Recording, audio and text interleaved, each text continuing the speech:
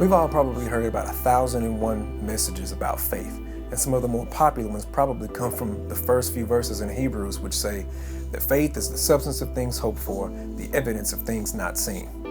The substance is often defined as the brownie points we've earned or the fairy dust that we have in our pocket that we can sprinkle on the things that are unseen. And the things that are unseen are our materialistic or tangible desires that we seek to obtain that just haven't materialized yet or just haven't come into manifestation.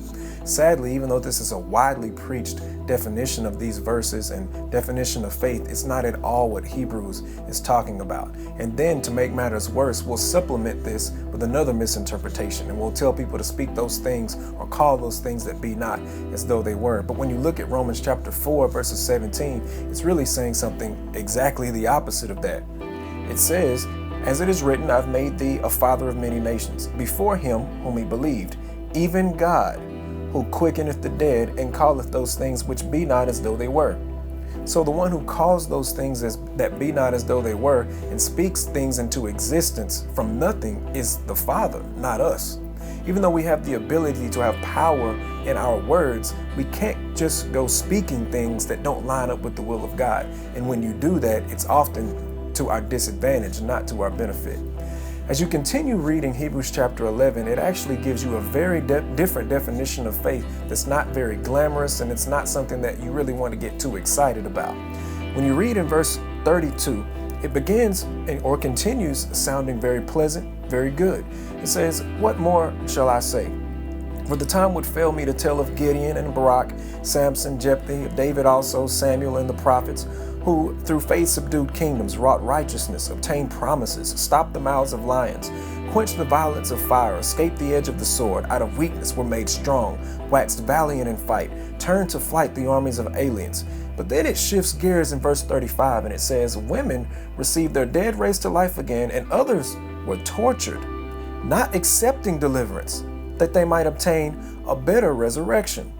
And then it continues and gets worse. "Others had trials of cruel mockings and scourgings, yea, moreover of bonds and imprisonment. They were stoned, they were sawn asunder, were tempted, they were slain with the sword. They wandered about in sheepskins and goatskins, being destitute, afflicted, tormented." And it says, "These the world was not worthy because of their great faith."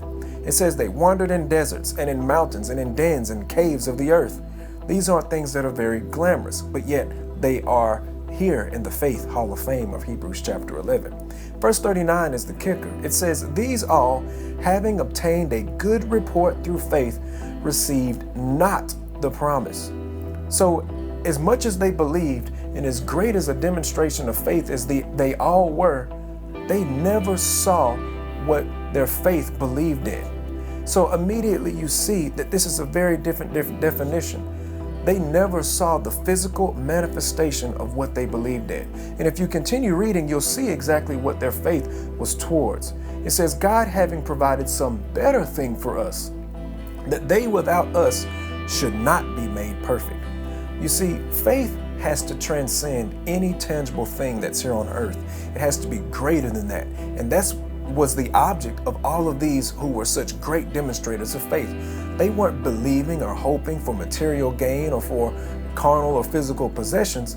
They were believing for something greater than what existed on earth at all. They were believing for an eternal existence and a kingdom with the Father, something that He has promised us from the very beginning, which is greater than the earth, greater than anything we could ever obtain or work for. That's what they believed in. You see, to have faith is to have such a strong trust in the eternal, unseen promises of God that you're enabled to deny your selfish desires and inclinations, not fulfill them. Faith is very much the opposite of what you often hear preached. It's to set aside your will. It's to deny or reject the idea of potentially receiving all you've ever wanted if it means that you can receive and obtain the greater promises of God instead. So let us remember what faith truly is, and let us endure with patience and with perseverance, knowing that we're working towards a greater eternal kingdom above, not anything that Satan or that this world has to offer in this life now.